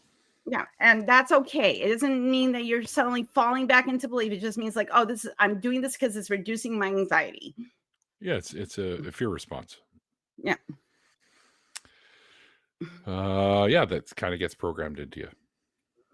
Yeah, and that's fine. So that's why I don't like, but there's no atheists in foxholes. I'm like, no, there are, and just sometimes they fall into old patterns because it gives them. Yeah, they might just behave like they're not. Yeah, and that's okay. And Sure. so that's sure. that's the thing. I don't Carrie, like when I people say that sing. because I'm like, no, I'm like, listen, I'm like, we all grew up in like even if you grew up an atheist, you might start praying when like guess what? There's artillery shells speeding by your head and you're just hoping for a miracle so you don't die. I'm just like, please don't hit me. Please don't. Yeah, I Carrie, I sing. I don't know if that's a good idea in a foxhole. You're going to give away your position, No, Carrie. please don't sing good. So what does it mean for okay. So what does that mean for those of us that always felt worse after praying? So I stopped praying at a young age. That means that the indoctrination didn't stick. So stop praying. You got to leave those up longer so we can actually fucking read Yeah, them. I know. Yeah. I know. Like they go by. Couldn't yell at production staff. So I stopped because that way I don't have to look over there and read smaller letters because I'm old now and my eyes don't work the way they used to. Listen, invisible bifocals, baby.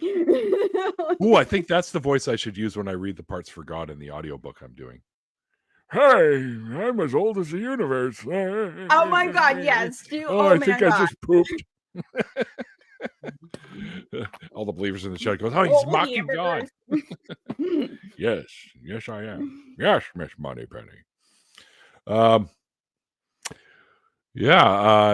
think we often fall back on ritualistic type things that we grew up with and stuff like that. And also too, like he's just got bifocals. I have bifocals too. Yeah, Sorry. these are invisible. But like what oh my God, I lost thread. Good save. Oh, sorry. That's because Michael's throwing us off with this silly little so like so what Bree was saying, I'm sorry, I'm trying to bring it back. So what does it say mean for those of us that always felt worse after praying?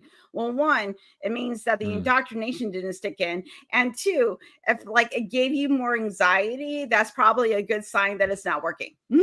So your brain was like, wait, this is a stupid behavior. Why are we doing this? Wrong channel. John says, "Oops, wrong channel. I was told there was going to be a lecture on quantum physics." Well, I know some quantum physics stuff. If you want to talk about quantum physics, I think my favorite one is what Albert Einstein used to call spooky action at a distance, and they're now working into quantum computing.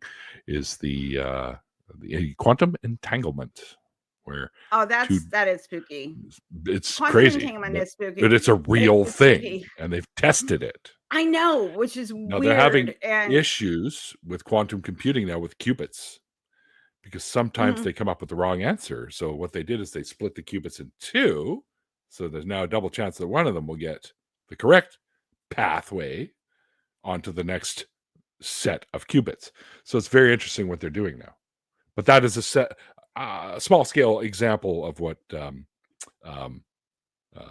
superposition is. You said really I heard I recognize some of those words as English. What's a qubit?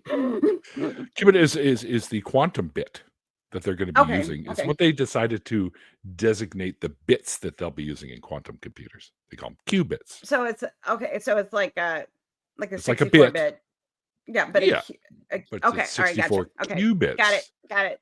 Does it make any them, sense? So now it's 128. So qubits. Are they trying to account for the entanglement by doing it this way? Not account for the entanglement. What they're trying to do is a better outcome potential by doing it that way. Okay. So that's what this they're is fascinating. Like at least I wish I had a big brain. Like I love that kind of stuff. I need like Brian Cox to explain stuff like this to me. So for my 5-year-old brain, I can go, okay, Brian Cox, I get what you're talking about. I'm a big Sean Carroll fan.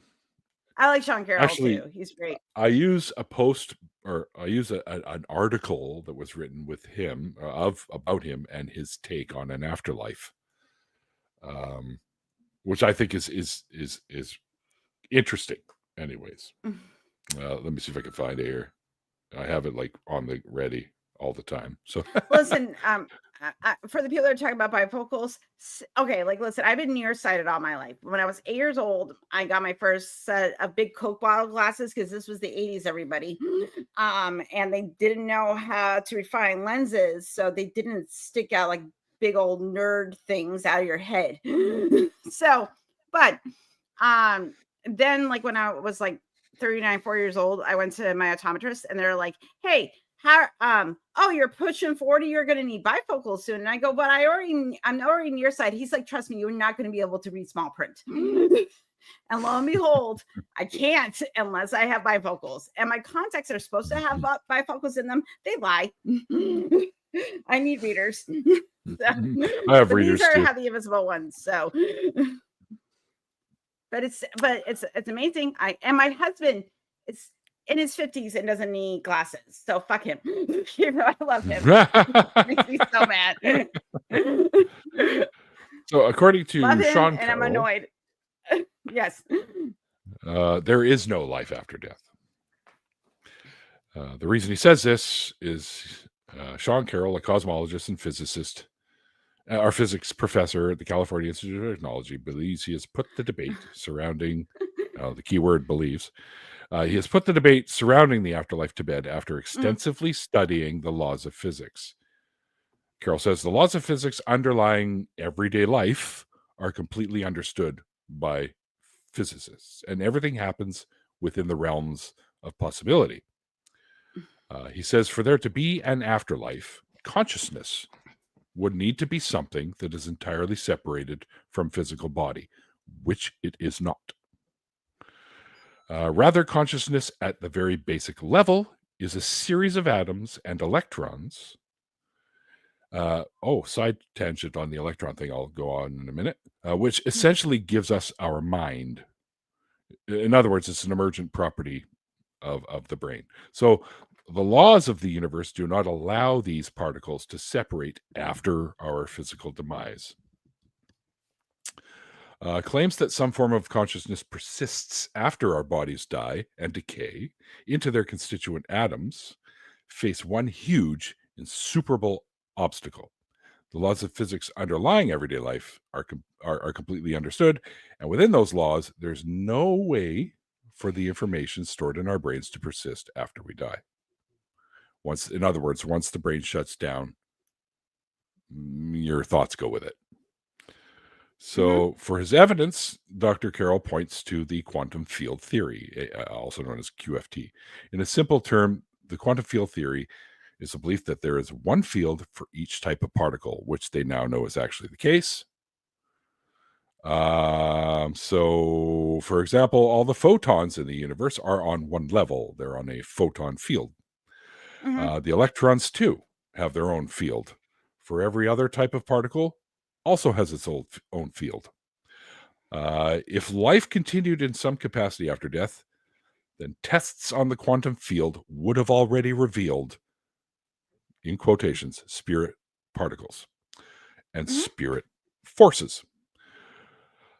So if it's really nothing but atoms and the known forces, which we know everything is made up of all this, then clearly there's no way for the soul to survive death.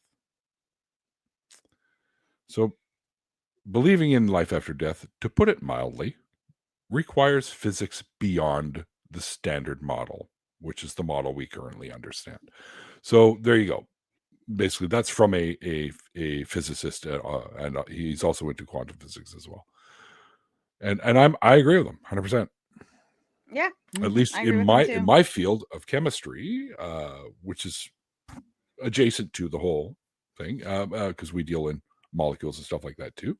I have a whole that I like to show kids a lot. I have a whole elements flashcards so you can come up and get kids to be familiar with different elements like vanadium or yttrium or carbon or oxygen or whatever. So a couple things though. Carbon is the most bondable element out there. It can bond to just about anything, which is why we are carbon-based life forms. Okay. I did electrons. Electrons, we know electrons are there because we see the results of their existence. Kind of like dark matter. We know dark matter is there because we see its results.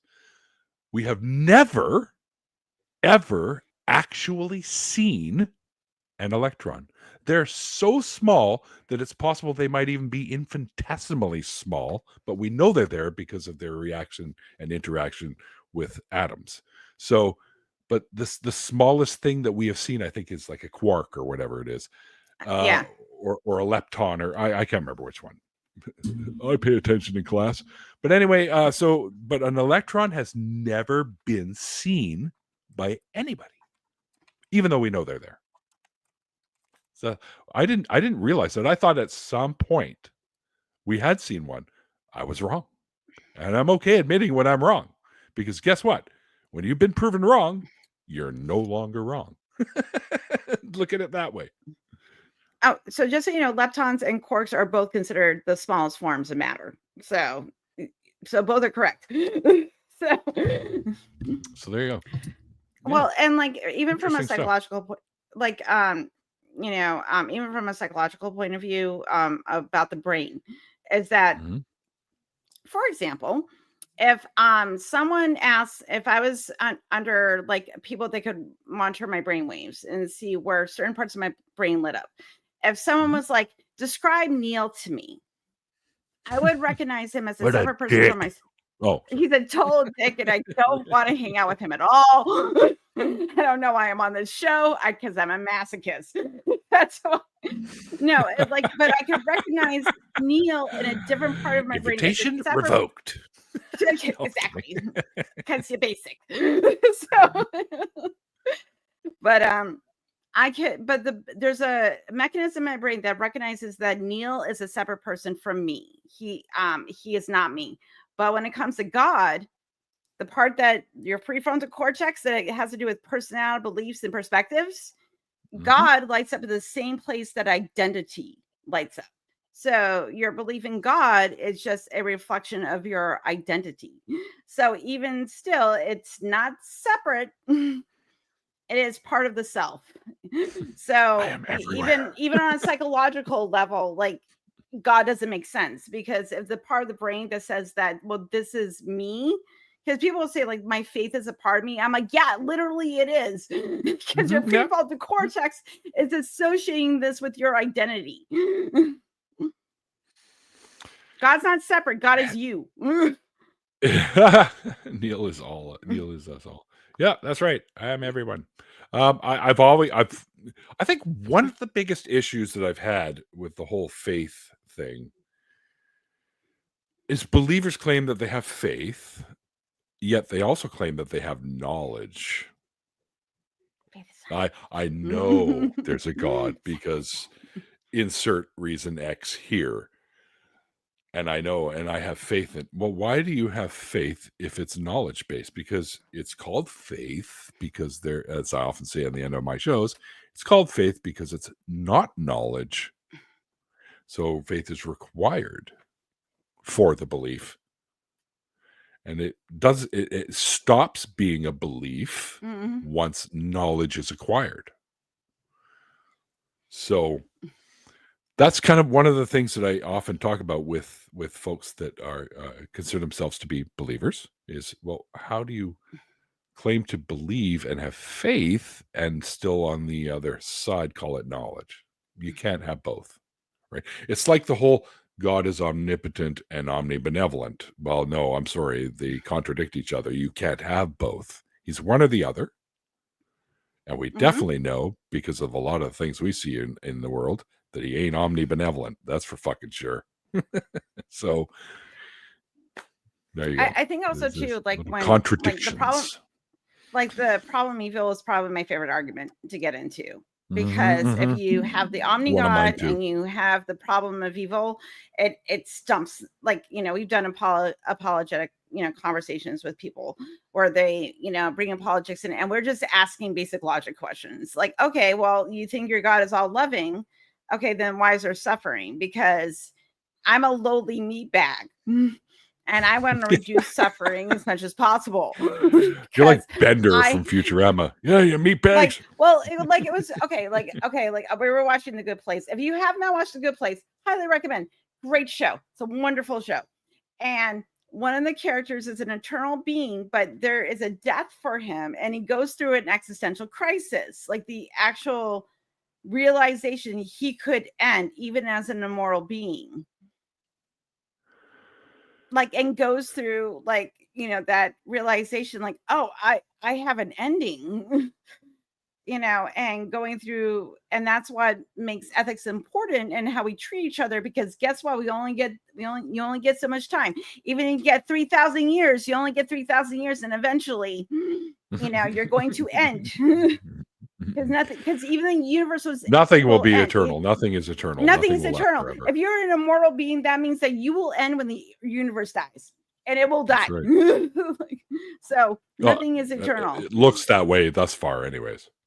Yeah, so far. There are some people in the camp that the universe is unending and eternal. There are some people in that thought. Well, it's almost like it's going to collapse back onto itself, and then kind of big crunch, and then do basically what our universe popped out into, which they've seen a little evidence for. So it is a possibility. Yeah, so so what's an end? That's another conversation we can have on a philosophical. It is. We can philosophically masturbate to what is an end. I want to address a question I see in the chat. We do a lot of philosophical masturbating in this space. Before I get into a question I see you there, Keon Aris. Yeah. I see you. I do want to give up some huge thanks to our awesome patrons, by the way. Paul Kamish, Karen Butcher, this lady right here, Logan Fisher, Amanda McLeod, Jamie West, Cindy Davis Jr., Eric Ozols, Tara S., Ryan D. Murphy, Dan D., who I think was also in the chat earlier, Shannon Gray, Michael Wiseman, Bass Thrasher, Bryce Roney. I love Bryce. He's awesome. Jenna Miu, another awesome human. Deborah Grace, Sunny Shell, Phil Calderone, and our members, which includes Cynthia McDonald and Kelly Laughlin. Some great people. And a reminder that Mondays is Black Free Thinkers, Tuesdays is Secular Soapbox, Thursdays is The Sunny Spot, Saturdays are Global Atheists, 30 and 60, and Women Atheists Unload with lots of great hosts. And on Sundays, well, like I said earlier, you're watching us ramble on right now on this one. Let's talk. We have a little bit of time left, so if somebody wants to call in with a little bit of, talk a little bit of how religion made them kind of screwy or whatever, feel free, and we'd love to talk to you. And also, Wes was asking earlier, he came for the Lego, and hey, where's all the Lego? I will get my it was last night. My film noir private eye guy on that right now, but he's already dealing with a red herring. So there you go. Like we were before you showed up in the free chat. Like I just want to get like the new Legos, and it's so cute. Like, but I just want to get I am going to get the cherry blossom one and just have it as a centerpiece. And my oldest wants to get like the bonsai tree, you mean? Just have. Yeah. We have the bonsai, which comes with the cherry blossom leaves on it as well. Like bonsai with the cherry blossoms. Yeah, that's what I want. Yeah. I wanted that. You have the two options, green or pink. And I want the succulent ones because. We're building a garden. I'm going to have herbs. That's the plan. I'm worried that I'll kill them because I did not inherit my father's green thumb. My husband's a great gardener. To address the question I was looking at earlier with Keon Aris, I don't know if Keon is still in the chat, but I don't see how a brain scan or measuring brainwaves would disprove God. Well, you are correct. It's not something that we would use to disprove God. Right? No, it's just you have to go ahead. Hold on, Helen. You have to understand right off the hop that science doesn't go out to prove or disprove anything. Science is a methodology for understanding the world and the universe around us. Well, what I was like, it doesn't prove I said that it lights up the prefrontal cortex. Is a God associated with the prefrontal cortex? That's the next question you would ask. It's like, why does the association of God register in the same place that we register our identity? That would be the next question to explore, and so on and so forth. I see. Sure. Agree. It doesn't prove one way or the other if there is a God, but it's curious. It's just that's the area that lights up when we think about a God. When we think about God, it's the same area that lights up when we think about our own individual identity. Versus if you think of God as like a father, like if I think about my dad as a person, it lights up a different part of my brain because we tend to categorize separateness. Neil Well, is not brains me. work He is. differently, right? Yeah. Like certain things you Yeah. think about are here, some Yeah. are back there, whatever. Yeah. This whole So myth this. that we only use 10% of our brain, by the way, guys, is No, that's bullshit. bullshit. We may not use all 100% at once, but it's pretty much going all the time. Like, because then it would assume that, like, because there's plenty of things that, like, you have the sympathetic and parasympathetic nervous system. You know, like if your parasympathetic nervous system is working, it's using part of the brain that you're not paying attention to. So That's right. here we are. Sorry, I like brain shit. So, but it relates to the chemistry, and Neuroscience is I amazing. think also too when we're talking about like the psychological and the philosophical, it gets a little more sticky than like hard science.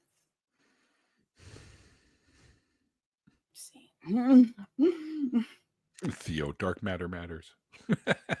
Dark matter, it does matter. Without it, I think the universe would fly apart. So, may I ask why would it matter if you believe if it is just there? what? I feel like there should be. I feel like there should be an expansion there. On which? I was asking Kari's question. Oh, man, that's why it would matter if you believe it's just there. Why? Okay, What would if you're matter? gonna put anything up, you got to keep it up there longer. I don't know what that's in reference to. So Yeah, I was trying to answer Kari's question, or she might. yeah, she might but have been- what's Kari's question in reference to? That's what I'm trying That's to where figure I'm out. lost. That's why I am too. Huh? I don't understand. Okay. I'm sorry. I thought I was addressing the question you were asking. Never mind. I'm sorry.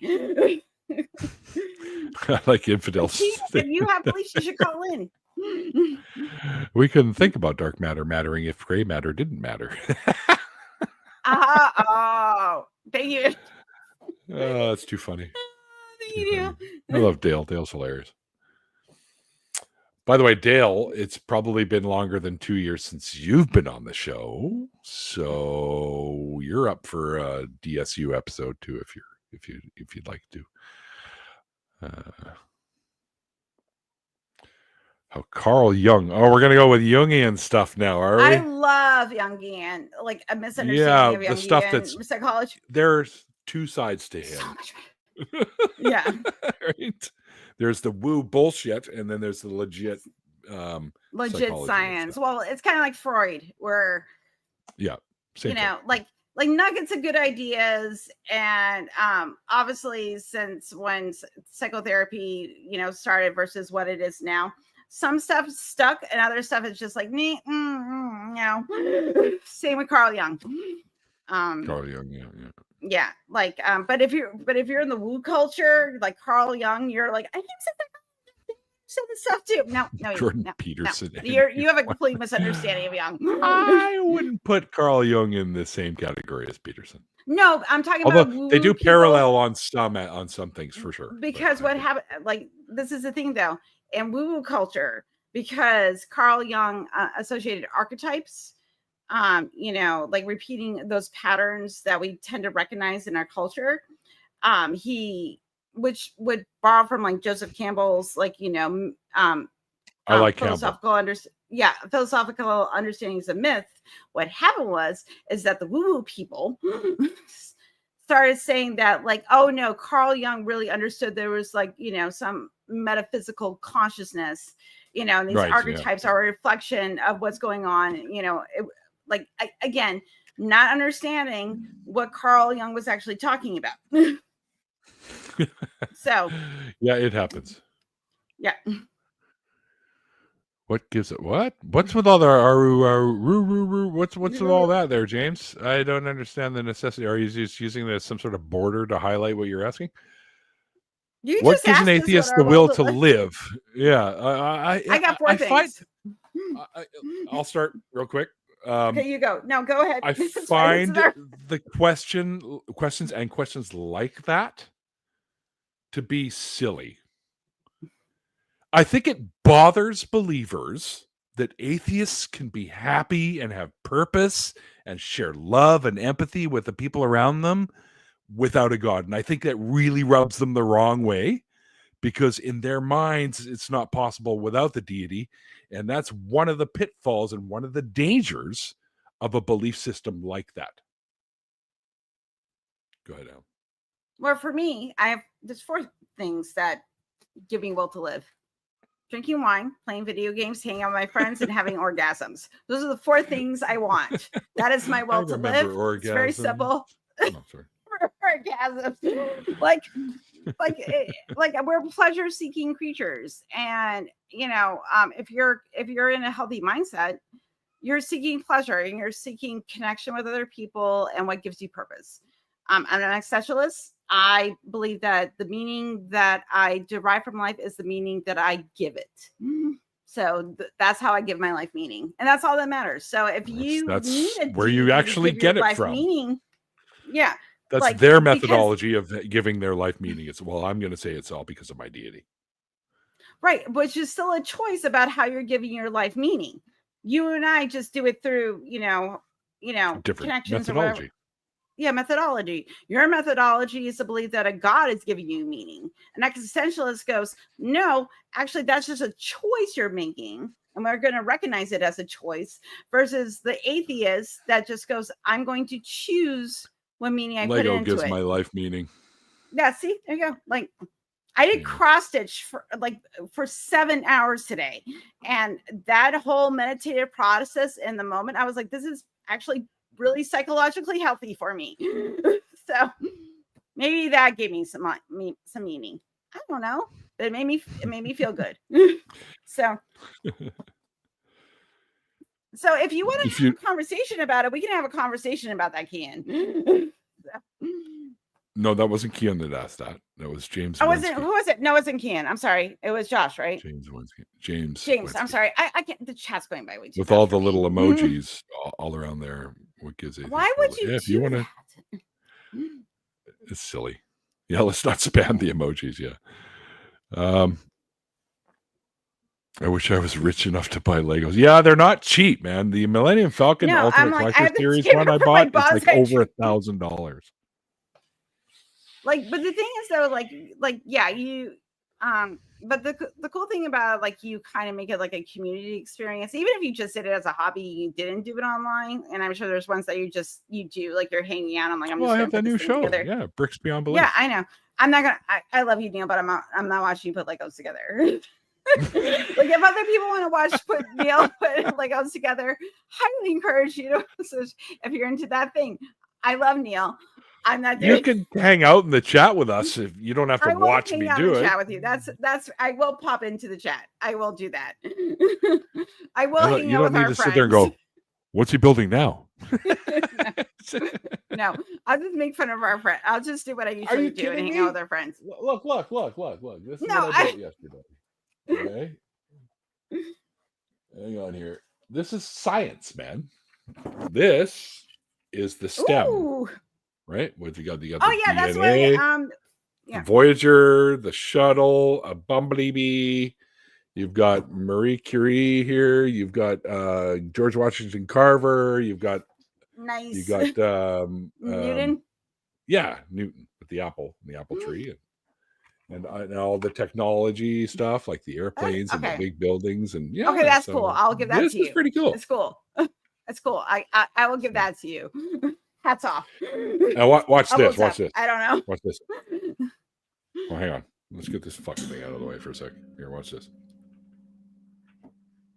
Oh, that's cool. That's a carbon atom right there, by the way. I love that. That is cool. Isn't that awesome? That's cool. That's fucking. It's awesome. Okay, I'm sorry. I'm sorry. I touched your Legos. Okay, like I'll own that. I am sorry. I know. I'm sorry. That's your friend. I'm sorry. It's quite all right. It's okay. To be fair, I really want the Sauron Tower. Like, if I had the space and the money, I would get the Sauron Tower with the eye. Somewhere in my house. I'd imagine that an atheist would have more pet peeves since religion religion in general is more prevalent. Oh, for sure. I mean, there are billions of believers of all different kinds of faiths all around the world. It was put on the money, by the way, in the 50s. It used to say "E pluribus unum," and then if they took that off and put "In God We Trust." We don't do that with our money here in Canada, FYI. We Thank just you, have the really Red cool Scare. colors. Yeah, right. Actually, Thank you, the our Red bills Scare. are That's all. It's really neat it was now. a fear of communism. It had nothing. It didn't really have to do with God. It had to do with faith in capitalism. It had nothing to do with That's all it had to do with, because we feed each other. As I say, And yes, there are religion churches and everywhere. politics won't stop fucking each other, and they need divorce really bad. Yeah. Keon, let me put it this way. We really, if you want to believe in a deity of some form and you want to have your religious practices and stuff like that, I have no issues with that. It's when you try, or not you in particular, but when believers, especially hardcore fundamentalist type believers, want to get religion and back into the government, and they want to start making laws that infringe upon any other human's life, like killing Roe v. Wade. Like, why do you need to do that? Why? You don't want an abortion, don't get one. But people should have the ability to get one because it is healthcare, and I'll always stand by that. They should have the ability to get one if they need to or want to. All right. It's not any of your business except the person that is looking into it and their doctor and maybe some family members or their significant other that is partially responsible for that pregnancy to begin with. That's it. That's a private issue, but it's the idea because of when shit like that happens. Feminism. That's when we have a problem. Because again, religion likes to get its dirty little claws into everything. Because if it was benign, where you just went like how I was raised, was you go to church and you follow the faith of your family, but you don't push that onto other people because they're on their own journey. That was the way I was taught. I know that's which I respect as an atheist. But as soon, like if I was going around like as an atheist and started saying that atheism should become like dominant in the government and everybody should be atheist and they can't follow the faith that they want to follow, they can't go to church, we're gonna have, we're gonna make like communist China. That's not free. That is not allowing people the ability to choose. You should have the ability to choose how you want to live your life. Even if I don't like it, I can respect it. Because you're not me.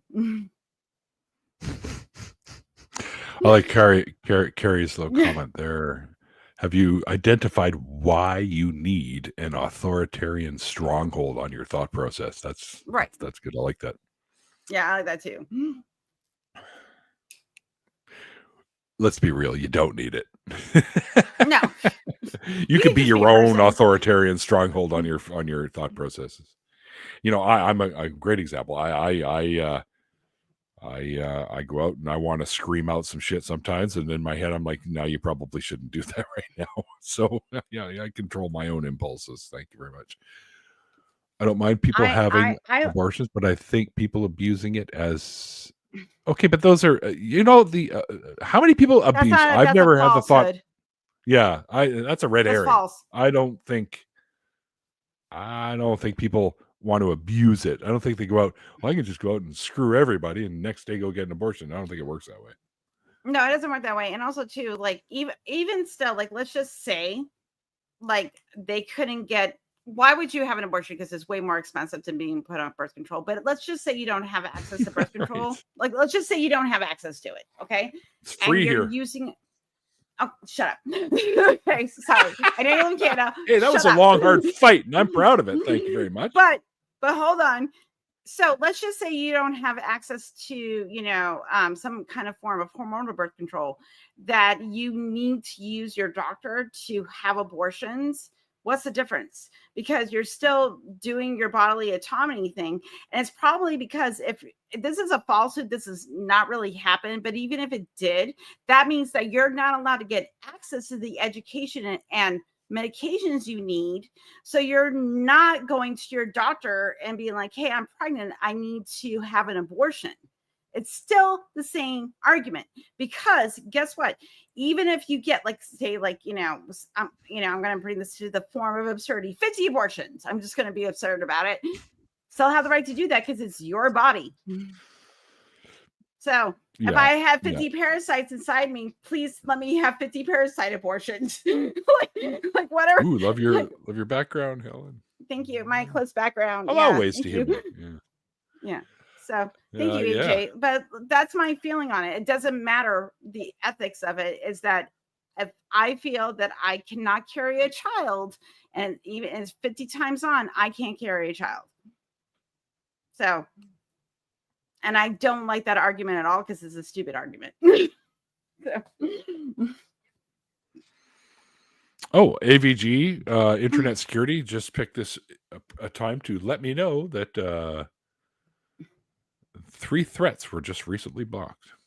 7,045,043 fake websites were blocked.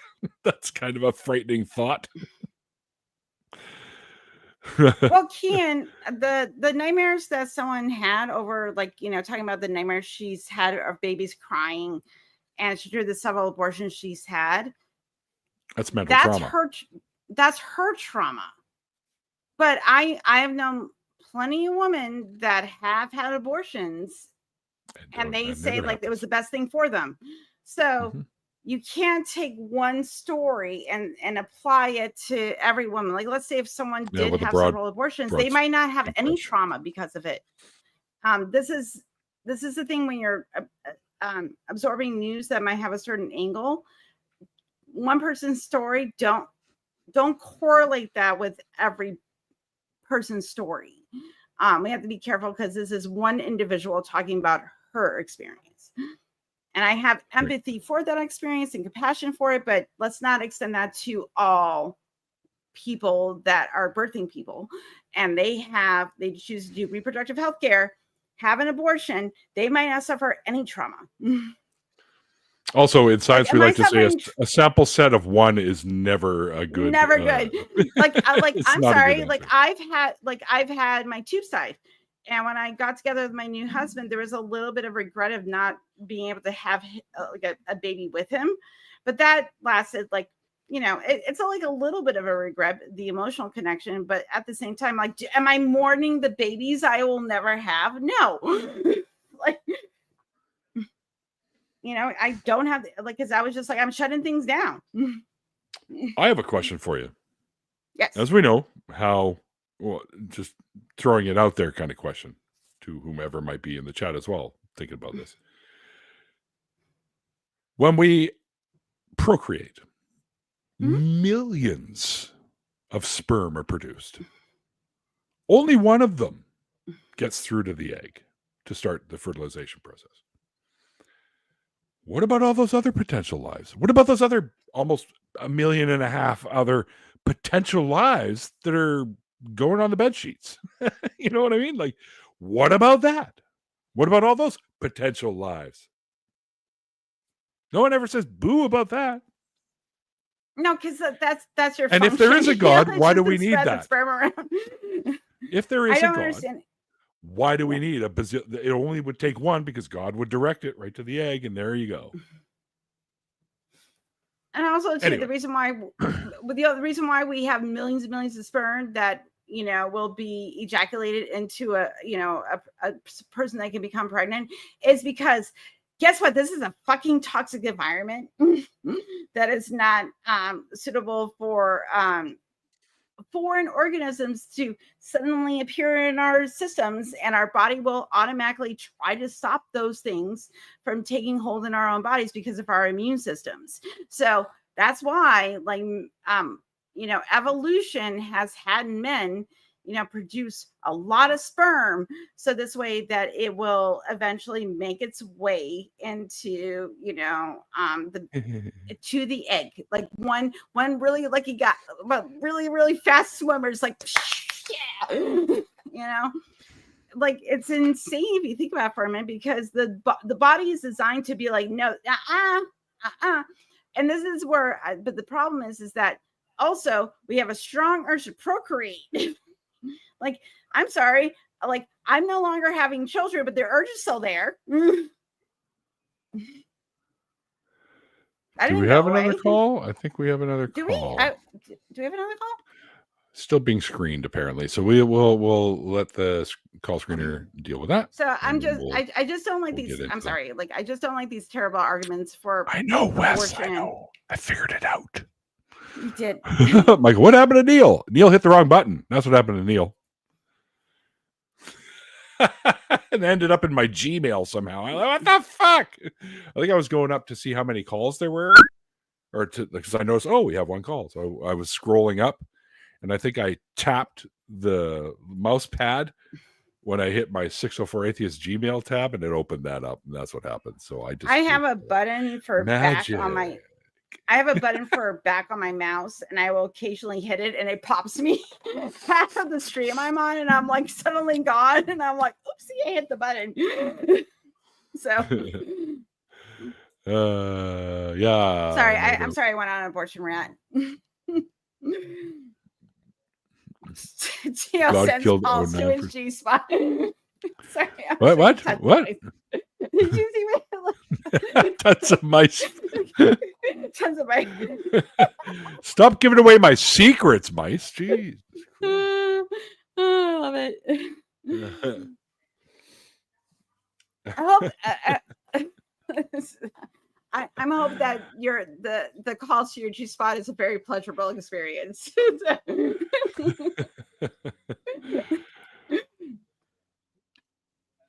No audio, no call.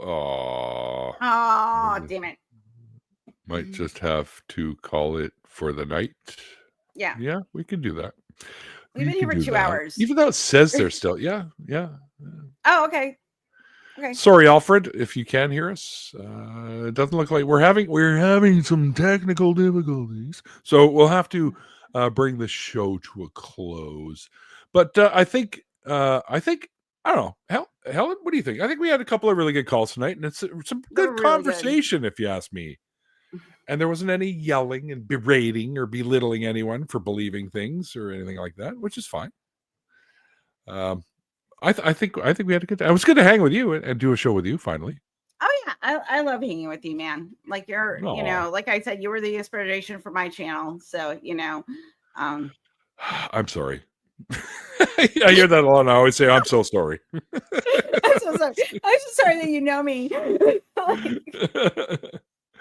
But before we go, I'm going to do one more little thank you to all of the awesome patrons of the Skeptic Haven Network channel. Paul Camish, Karen Butcher, Hell's Bells, which is this fine lady right here, Logan Fisher, Amanda McLeod, Jamie West, Sydney Davis Jr., Eric Ozols, Tara S., Rion, D. Murphy, Dandy, Shannon Gray, Michael Wiseman, bass. I always want to say bass thrasher because it rhymes kind of, but it's bass thrasher, as in the instrument, not the fish.